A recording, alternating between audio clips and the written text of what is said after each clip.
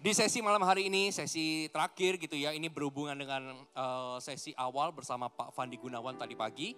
Dan juga ada hubungannya dengan Pak Aryo Bayu yang tadi menyampaikan di sesi yang ketiga. Kalau tadi Pak Fandi kan katakan bahwa tangan kanan dan tangan kiri nggak boleh nganggur. Kalau tangan kanan bekerja, tangan kiri juga harus dilatih untuk bekerja.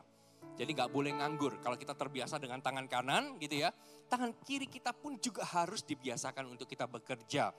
Kalau tangan kanan ahli, tangan kiri pun harus dilatih. Nggak boleh pernah merasa puas dengan apa yang sudah terjadi dalam kehidupan kita.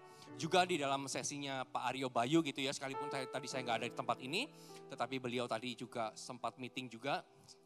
Beliau sampaikan tentang future, masa depan, present, hari ini, dan kekekalan, eternity. Kayak gitu ya.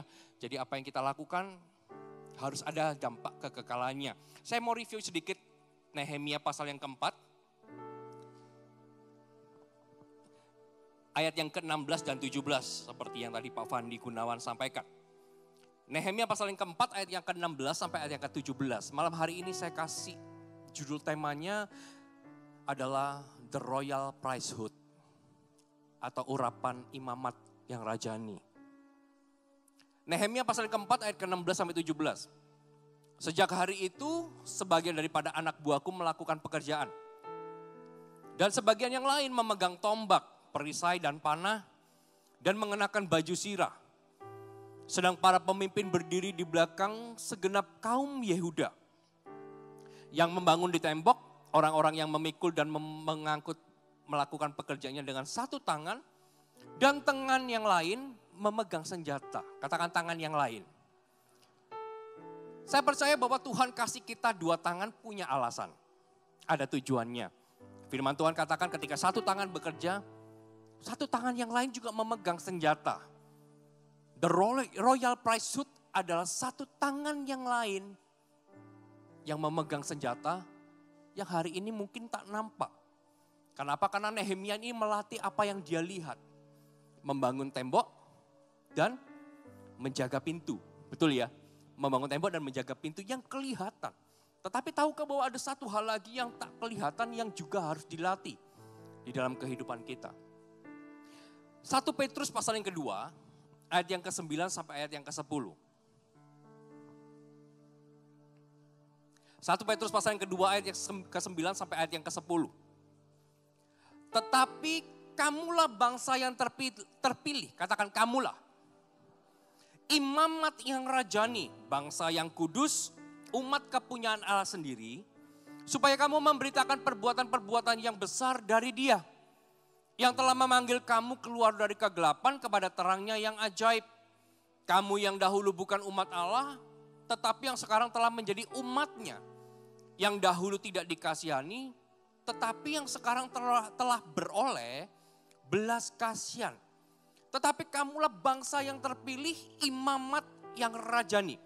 Tahukah bahwa di dalam kehidupan kita ada sebuah panggilan yang Tuhan berikan. Sebab firman Tuhan jelas dituliskan, kamulah bangsa yang terpilih, imamat yang rajani. Kita dipanggil untuk memperoleh urapan yang genap. Bukan cuma satu. Tapi urapan yang Tuhan sediakan adalah urapan untuk kita menjadi imam dan untuk kita menjadi raja. Dikatakan kamulah bangsa yang terpilih. Siapa yang dimaksudkan Petrus di sini? Yang dimaksudkan adalah orang-orang yang sudah keluar dari kegelapan dan sekarang hidup di dalam terangnya Tuhan. Itu artinya untuk kita semua yang ada di tempat ini. Siapa di sini yang sudah menerima Tuhan Yesus sebagai juru selamat? Bisa nggak? Semua ya. Jadi firman Tuhan ini untuk kita. Kamulah bangsa yang terpilih. Yang dimaksudkan adalah orang-orang yang merespon terhadap kabar baik dan mengambil keputusan untuk meninggalkan kehidupan lama mereka. Mereka enggak lagi hidup menurut keinginan daging tetapi hidup menurut pimpinan roh. Dan mereka inilah yang disebut Petrus sebagai bangsa yang terpilih. Dan diberikan sebuah identitas pengurapan yang baru yaitu imamat yang rajani. Atau kita kenal dengan istilah The Royal Priesthood. Tahukah bahwa Tuhan itu kepengen banget untuk mengerjakan terobosan di dalam kehidupan kita. Makanya firman Tuhan ini, kamulah bangsa yang terpilih untuk mengalami terobosan. Kamulah yang terpilih untuk menerima sebuah pengurapan imamat yang rajani. Saya percaya bahwa tidak ada keadaan kelemahan yang membatasi kuasa Allah bekerja. Termasuk di dalam kehidupan pekerjaan kita, bisnis kita, karir kita, dan profesi kita. Gak ada satupun yang bisa menghalangi atau menghambat kuasa Allah itu terjadi. Janji Tuhan itu kan iya dan amin. Makanya kita mau belajar hari ini the royal priesthood, urapan imamat rajani. Apa sih yang dimaksud dengan imamat rajani? Ada dua kata yang digabungkan di sini, yaitu kata imam dan kata raja. Nah, kita mau sama-sama belajar. Coba kita mau buka satu peristiwa di dalam firman Tuhan, yaitu peristiwa Yusuf. Kejadian 41, ayat ke-14. The royal priesthood. Kejadian pasal ke-41 ayat ke-14 sampai ayat yang ke-16. Kemudian Firaun menyuruh memanggil Yusuf. Segeralah ia dikeluarkan dari tutupan, ia bercukur dan berganti pakaian. Lalu pergi menghadap Firaun. Berkatalah Firaun kepada Yusuf, aku telah bermimpi dan seorang pun tidak dapat mengartikannya. Tetapi telah kudengar tentang engkau, katakan kudengar. Hanya dengan mendengar mimpi saja engkau dapat mengartikannya. Yusuf menyahut Firaun, bukan sekali-kali aku, melainkan Allah juga yang akan memberitakan kesejahteraan kepada tuanku Firaun. Lihat, menafsirkan mimpi adalah gift yang Tuhan taruh di dalam kehidupan Yusuf. Menafsirkan mimpi menjadi jalan masuk pertama kehidupan Yusuf untuk sampai ke istana Firaun. Menafsirkan mimpi adalah jalan masuk utama. Dan saya percaya bahwa setiap kita pasti punya jalan masuk untuk Tuhan itu bekerja atau untuk kita bisa mengalami terobosan. Karena saya percaya bahwa tidak ada satu orang pun hidup tanpa talenta. Hari ini kita belajar dari Yusuf. Yusuf punya talenta, punya gift, punya karunia untuk dia bisa menafsirkan mimpi. Yusuf bisa menafsirkan mimpi, konteks pada zaman ini menafsirkan mimpi itu juga adalah menafsirkan visi atau membreakdown visi. Kadang orang punya visi, punya keinginan tapi nggak tahu caranya caranya bagaimana. Ya Yusuf ini punya talenta, ketika orang berbicara tentang visi, dia bisa buat anak tangganya supaya visi itu bisa terlihat lebih mudah atau bisa dapat lebih mudah direalisasikan. Mungkin dengan bahasa lain hari ini berbicara tentang kepemimpinan. Banyak orang punya visi tapi nggak bisa merealisasikan. Yusuf punya kemampuan untuk breakdown visinya. Jalan masuk kita mungkin melalui skill dan pengalaman. Di dalam pekerjaan, di dalam profesi, yang mungkin hari ini semua yang pengalaman dan skill itu adalah sesuatu yang kita kuasai atau kita latih. Tapi kita juga gak boleh lupa bahwa kita gak boleh berhenti sampai pada skill dan pengalaman. Karena kekuatan urapan raja dan imam atau the royal priesthood bukan terletak kepada pengalamannya. Tetapi terletak kepada roh Allahnya. Kepada Tuhan dalam kehidupan kita. Coba kita lompat ayat ke-37. Kejadian 41 ayat ke-37. Judulnya adalah Yusuf di Mesir sebagai penguasa. Perhatikan ayat ke-37. Usul itu dipandang baik oleh Firaun dan oleh semua pegawainya. Usul apa yang dipandang baik? Usul yang dipandang baik adalah usul bagaimana Yusuf itu bisa membreakdown mimpinya, itu artinya seperti ini. Jadi kalau mimpi artinya seperti ini dan seperti ini, Firaun harus melakukan ini dan itu.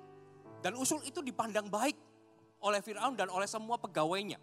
Ayat 38, lalu berkatalah Firaun kepada para pegawainya, lihat. Mungkinkah kita mendapat orang seperti ini, seorang yang apa? Penuh apa?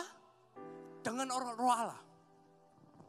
Ayat 39, kata Firaun kepada Yusuf, oleh karena Allah telah memberitahukan semua ini kepadamu, tidaklah ada orang yang demikian berakal budi dan bijaksana seperti engkau. Engkaulah yang menjadi kuasa atas istanaku dan kepada perintahmu seluruh rakyatku akan taat. Hanya tahta inilah kelebihanku daripadamu. Lihat, dari kehidupan Yusuf ini terobosan terjadi bukan hanya karena dia ini bisa menafsirkan mimpi dan membreakdownnya. Terobosan terjadi bukan hanya karena kita ini pandai dan berpengalaman. Firaun tahu apa yang dia butuhkan, bukan hanya penafsir mimpi. Dunia tahu hari ini yang dibutuhkan oleh dunia bukan hanya orang yang excellent, dan orang berpengalaman. Tapi hari ini dunia sedang mencari orang-orang yang dipenuhi Roh Allah. Begitu juga Yusuf. Firaun tahu apa yang dibutuhkan, bukan hanya penafsir mimpi dan membreakdown visi, tapi Firaun cari orang-orang yang penuh dengan Roh Allah yang didapati ada di dalam kehidupan Yusuf. Pengalaman manusia, kepandaian ternyata nggak cukup. Yang dunia butuhkan bukan hanya skill, tapi Roh Allah di dalam hidup kita. Yang dunia perlukan bukan hanya yang nampak, tapi apa yang gak nampak, yaitu perkara surgawi, sesuatu yang ilahi di dalam diri kita. Saya percaya bahwa orang yang tidak tertarik dengan perkara rohani gak akan pernah dapat membuat terobosan di dalam hidupnya, sekalipun dia punya kemampuan dan kepandaian. Sekalipun skill jadi jalan masuk, tetap kepercayaan datang melalui Roh Allah di dalam hidup Yusuf. Kalau hanya skill yang dicari, pasti Firaun akan rekrut Yusuf bukan karena dia punya Roh Allah. Tapi karena dia bisa menafsirkan mimpi, dan ya ini hebat ini. Dia bisa atur strategi, bukan tentang strategi. Tetapi Firaun melihat bahwa ini ada kuasa yang supranatural di dalam diri Yusuf. Dan itu yang dunia hari ini sedang cari. Dan ini yang Anda sedang butuhkan di dalam terobosan di dalam kehidupanmu. Bukan tentang skill, bukan tentang hikmat aplikatif, tapi tentang Roh Allah di dalam dirimu. Coba ayat 41.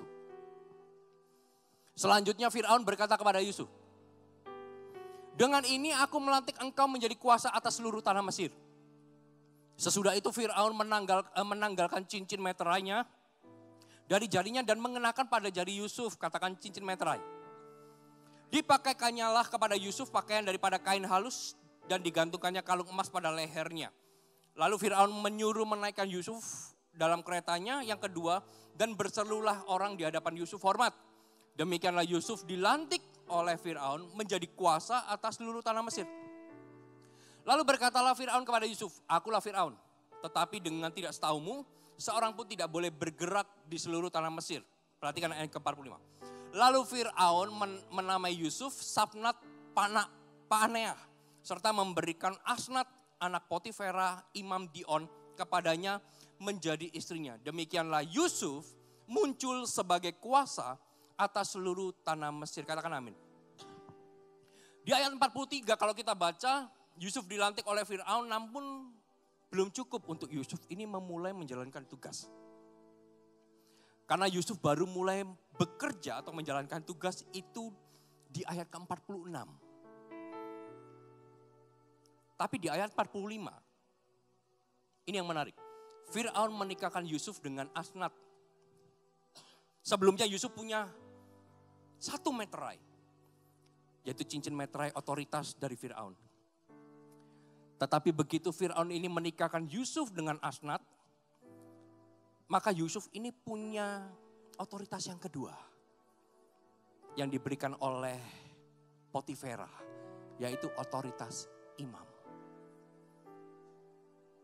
Bukan hanya cincin meterai dari Firaun, tapi juga ada meterai otoritas dari bapaknya Asnat. Karena bapaknya Asnat ini adalah imam, seorang imam yang bernama Potifera. Ketika dia menikahkan, dikasihlah satu otoritas meterai yaitu iman. Dengan kekuatan 2 meterai gitu ya, otoritas di dalam kehidupan Yusuf. Pertama meterai dari Firaun, lalu yang kedua dari Potifera. Dengan kekuatan meterai otoritas ini, Yusuf bisa menarik dan membawa masuk keluarga Israel dan tinggal di Goshen selama berapa ratus tahun, terpelihara dan berkembang biak dengan luar biasa. Karena dengan 2 otoritas. Otoritas dari Firaun dan otoritas juga dari Potifera. Yang menarik bahwa ada 3 tokoh di dalam Alkitab yang memegang urapan Royal Priesthood atau The Royal Priesthood, imamat raja. Yang pertama pasti Daud. Daud itu raja. Tapi ketika dia berdoa, dia pakai effort yang seharusnya itu tugasnya imam. Dia raja, tapi dia juga imam. Royal Priesthood. Lalu yang kedua, Yusuf. Dan yang ketiga, Musa. Apa persamaan Yusuf dan Musa? Coba kita lihat. Kisah Para Rasul 7 ayat 22. Gak usah dibuka, dicatat aja, saya akan jelaskan. Ditampilkan aja di depan. Kisah Para Rasul pasal yang ke-7 ayat yang ke-22. Dan Musa dididik di dalam segala hikmat orang Mesir. Dan ia berkuasa, katakan berkuasa. Dalam perkataan dan perbuatannya. Lihat, Musa ini berkuasa di dalam perkataan dan perbuatan. Artinya Musa ini punya sebuah otoritas di Mesir pada waktu itu. Karena sejarah mencatat bahwa Musa ini sebagai orang yang punya meterai otoritas dari Mesir. Karena dia ini diambil anak oleh putri Firaun. Karena firman Tuhan jelas katakan bahwa Musa ini dididik dalam segala hikmat orang Mesir dan ia berkuasa. Dia punya otoritas di dalam perkataan dan perbuatan. Bahkan sejarah gereja mencatat Musa ini sebetulnya adalah seorang jenderal pada waktu itu. Jenderal perang. Ada otoritas di dalam kehidupannya. Otoritas yang diberikan oleh putri Firaun sebagai pangeran. Tetapi gak berhenti sampai di sana. Coba lihat Keluaran 2 ayat ke-16 sampai ayat yang ke-22. Supaya Bapak Ibu Saudara semua bisa mendapatkan sebuah gambarannya. Keluaran 2 ayat 16 sampai 22. Adapun imam di Midian, katakan imam di Midian. Mempunyai 7 anak perempuan. Mereka datang menimba air dan mengisi palungan-palungan untuk memberi minum kambing domba ayahnya. Maka datanglah gembala-gembala mengusir mereka, lalu Musa bangkit menolong mereka dan memberi minum kambing domba mereka. Dan ketika mereka sampai pada Rehuel, ayah mereka berkatalah, ia mengapa selekas itu kamu pulang hari ini? Jawab mereka, seorang Mesir menolong kami terhadap gembala-gembala. Bahkan ia menimba air banyak-banyak untuk kami dan memberi minum kambing domba. Ia berkata kepada anak-anaknya, di manakah ia, mengapakah kamu tinggalkan orang itu? Panggillah dia makan. Musa bersedia tinggal di rumah itu, lalu perhatikan, diberikan Rehuela Sipora anaknya kepada Musa. Lalu perempuan itu melahirkan seorang anak laki-laki, maka Musa menamainya Gersom. Sebab katanya, aku telah menjadi seorang pendatang di negeri asing. Dari otoritas yang ia dapatkan dari putri Firaun, karena ia adalah seorang pangeran, tapi gak berhenti di sana. Kenapa? Karena begitu dia dikonekkan dengan imam di Midian, dia langsung punya 2 otoritas. Otoritas dari Firaun dan otoritas dari imam di Midian. Musa juga punya 2 otoritas. Otoritas pangeran Mesir yang membuat Musa itu berkuasa di dalam perkataan dan perbuatan. Yang kedua, saat Musa menikah dengan Sipora anak Yitro, seorang imam di Midian, maka Musa mendapatkan otoritas imam juga. 2 tokoh yang membawa bangsa Israel masuk ke Mesir dan keluar dari Mesir sama-sama punya 2 otoritas. Apakah itu sesuatu kebetulan dalam firman Tuhan? Firman Tuhan tak pernah kebetulan. Firman Allah gak pernah kebetulan. Di dalam hidup kita harus ada 2 otoritas yang digabungkan menjadi satu kesatuan. The Royal Priesthood.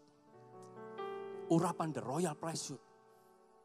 Yang pertama bicara tentang otoritas yang excellent. Berbicara tentang persiapan, kematangan, kecerdasan, hikmat secara manusia untuk mampu mengerjakan apa yang Tuhan mau. Melalui sesi-sesi sebelumnya, itu adalah otoritas excellent. Kita gak boleh ketinggalan zaman. Kita harus terus belajar. Tapi gak berhenti sampai otoritas excellent karena kita juga perlu yang kedua, otoritas imam. Otoritas imam, kita harus punya kekuatan rohani yang datangnya dari Tuhan. Menggabungkan raja dan imam ini adalah satu kombinasi yang sempurna. Makanya kita gak boleh terus berhenti, kita harus terus belajar, berkembang. Kita perlu mengerti banyak hal, perlu melatih hidup yang baik. Dunia masa kini sangat canggih profesional, jika kita hidup asal-asalan. Walaupun kita orang rohani, maka akan berat sekali untuk menaklukkan dunia. Makanya kita harus terus belajar. Apa yang tadi disampaikan, itu adalah sebuah pembekalan untuk Anda. Sebuah sistem yang aplikatif untuk Anda bisa kerjakan, untuk Anda bisa kembangkan. Tetapi di luar itu ada satu tangan lagi senjata yang tidak terlihat. Yaitu otoritas imam. Otoritas imam. Di samping itu kita harus belajar secara rohani, secara spiritual. Karena penggabungan 2 hal akan menghasilkan sebuah ledakan rohani yang dahsyat. Akan menjadikan terobosan besar terjadi di dalam kehidupan Anda. Akan menjadikan apa yang Anda pegang itu semuanya akan berhasil. Pekerjaan Anda, lihat, sama seperti Yusuf. Ketika dia dapat cincin metra dari Firaun, dia gak langsung bekerja. Tapi begitu dia dapat dari imam, dipakaikan otoritas imam, dia langsung bekerja. Dan apa hasilnya? Mesir diselamatkan. Mesir dibebaskan dari kelaparan. Makanya saya percaya satu hal gitu. The royal priesthood, urapan the royal priesthood. Dari Musa membawa bangsa Israel keluar dari Mesir. Artinya royal priesthood yang pertama, urapan yang pertama, membawa kita keluar dari perbudakan. Kita sudah lakukan ini, sudah lakukan itu, tapi kok gak bisa tembus-tembus. Kita mau lakukan ini, tetap dikembalikan lagi ke sistem yang semula. Kita sudah berusaha, aku sudah dengar firman Tuhan, aku sudah dengarkan sistem yang aplikatif. Kita mau berubah menjadi yang baru, selalu akhirnya aduh malas, kembali lagi ke yang lama. Itulah perbudakan. Kita gak bisa mengalami terobosan, selalu kembali. Makanya kita perlu urapan the royal priesthood supaya membuat kita keluar dari perbudakan. Supaya hidup kita gak sama terus. Supaya kita gak berjalan di tempat. Dan urapan yang kedua, the royal priesthood, belajar dari Yusuf. Kalau Musa membawa kita keluar dari perbudakan, kalau Yusuf membawa kita masuk di dalam terobosan. Membawa kita masuk dalam terobosan. The royal priesthood bukan hanya membawa kita keluar dari perbudakan, tetapi membawa kita masuk juga di dalam terobosan. Dan Tuhan mau bawa kita semua jadi Yusuf-Yusuf akhir zaman. Lewat kehidupan kita akan muncul lumbung-lumbung yang akan memberi makan sampai kepada bangsa-bangsa. Dari kehidupan kita akan muncul hal-hal yang luar biasa yang menjadi berkat buat orang lain. Maka jika kita mau alami terobosan, maka jadilah orang yang punya urapan the royal priesthood. Anda gak boleh anti dengan hal yang rohani. Apa hubungannya?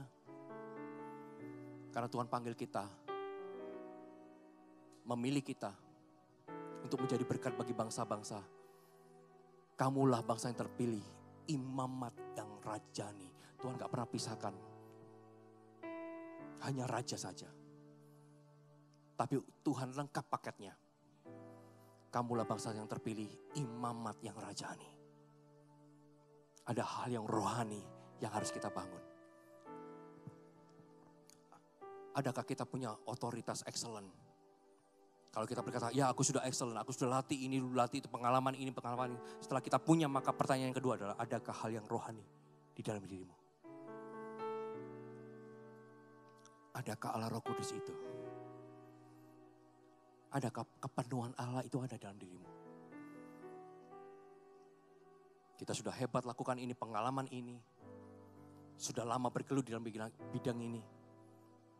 Tapi kalau nggak ada Roh Allah dalam hidup kita, maka urapan kita nggak sempurna. The royal priesthood berbicara tentang excellent dan otoritas imam.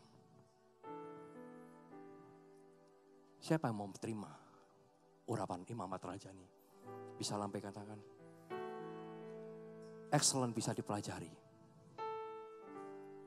Excellent bisa dilatih. Tetapi otoritas imam kita harus minta dan hidup di dalamnya. Otoritas imam, engkau harus minta, Tuhan, aku mau punya otoritas imam.